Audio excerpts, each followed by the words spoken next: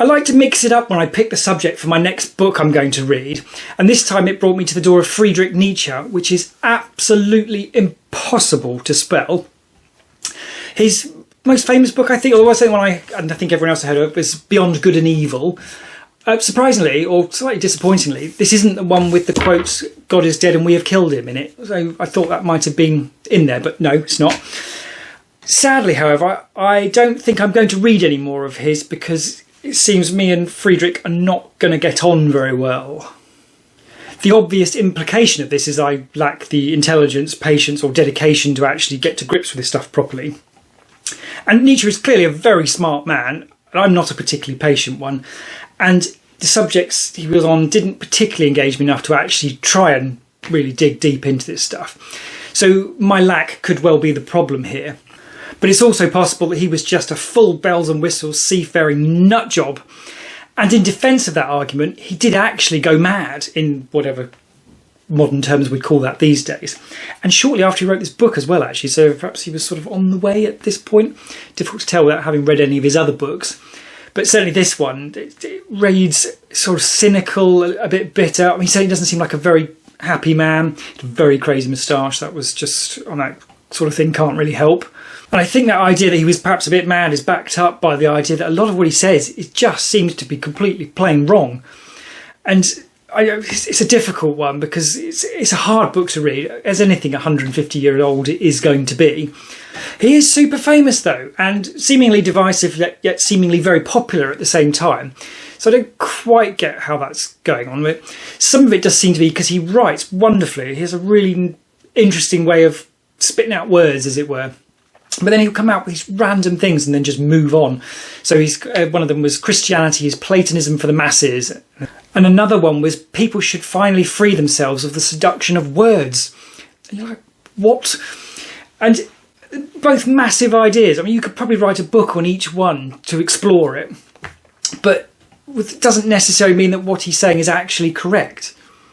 It's an interesting idea, though, and I've long been fascinated with these neat little packaged expressions that seem to convey massive ideas that sound reasonable but actually don't make a great deal of sense. An example might be, you live for today, it might be your last, which sounds like it makes sense.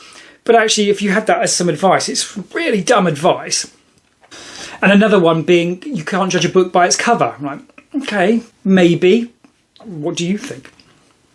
But it also raises the question that a lot of ideas, you could delve into them, and if you delve deep enough, you can probably find a grain of truth, even on the most outrageous, ridiculous things.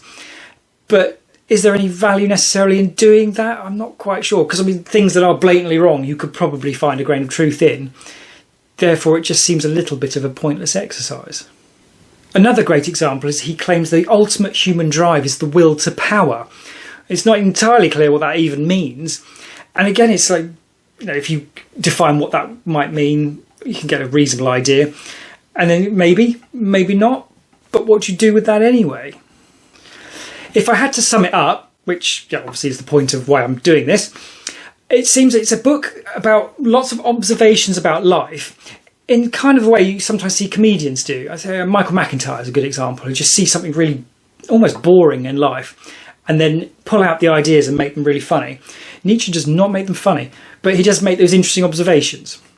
So there's a sort of parallel there, but yes, Nietzsche on stand-up would not be a good thing, I don't think. And a lot of these ideas are interesting, but they do seem to be, a lot of them, kind of wrong. And then he ties this all together in one big idea that good and evil are basically human constructs and all morality is relative. He goes on to suggest that the purpose of philosophy is to create values. I can see how that could be right if there were no such thing as absolute moral values, which is an interesting debate, that one separately. But he's basically just dismissed that, moved off to made the assumption that it's not, and gone on to do something else. But he also says that moral philosophy is boring and tedious. And I have no idea how that goes together with the idea that philosophy is supposed to create values. But God, it's just, they seem more like two almost opposing ideas based on an assumption that's faulty. I don't know. So if you make that argument these days, you'd have to say things like the Holocaust were not wrong, and murder isn't wrong because there's no actual objective moral values. So it's just my opinion. So I've talked about this quite a bit on the other channel, and it's an interesting idea. And I acknowledge it could be right, which is a pretty scary thought, and I hope it's not. But it's an interesting idea. But yeah, Nietzsche seems to have already assumed that he's right, that there is no absolute morality, and moved on to deal with that.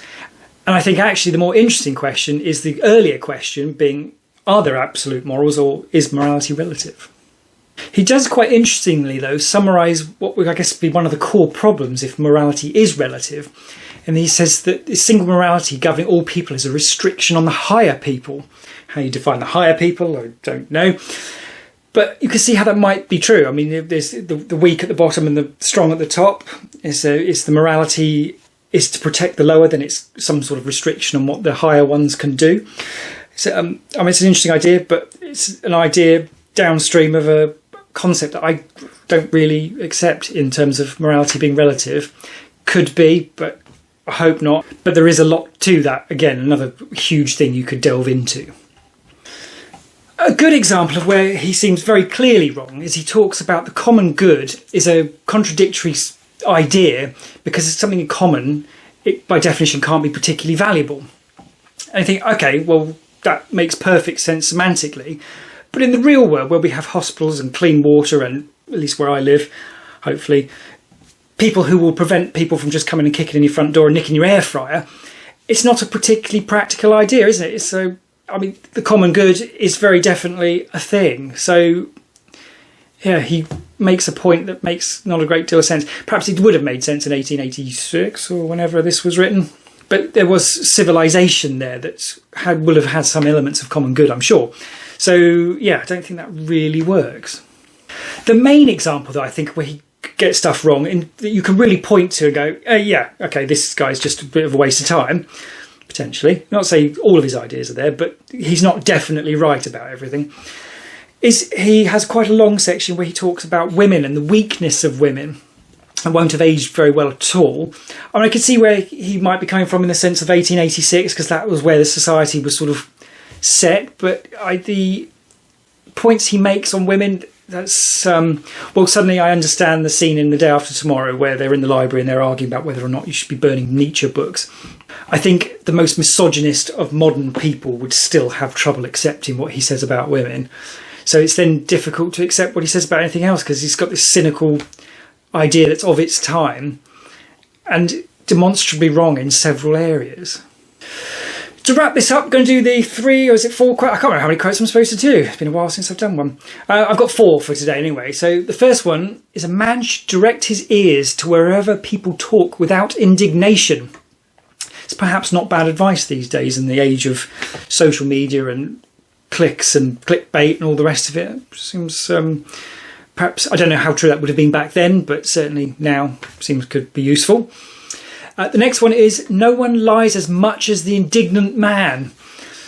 I don't particularly care about that one, I don't think, but it's an interesting idea because you think, well, what's he actually getting at? And perhaps suggesting that it's the indignant man lying to himself, maybe. I'm not sure, but indignancy, I guess, not a particularly good thing.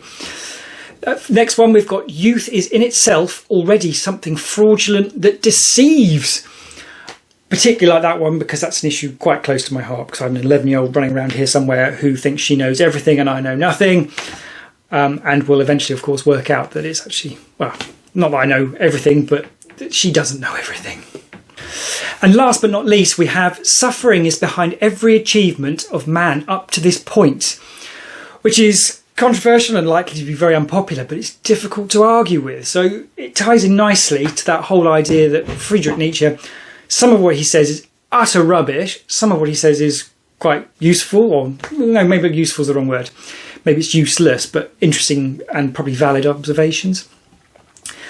Given the addition of it being quite cynical and a little dark. Dark's probably not the right word, but he didn't seem like a very happy man, certainly. So didn't particularly enjoy that one, albeit his writing style is engaging. It's just what he says. It's just, you just find half it, I just end up objecting to. Anyway, just to lighten it up with this one, I've got a book about feminism I'm reading next. So that should be fun to follow up to this with.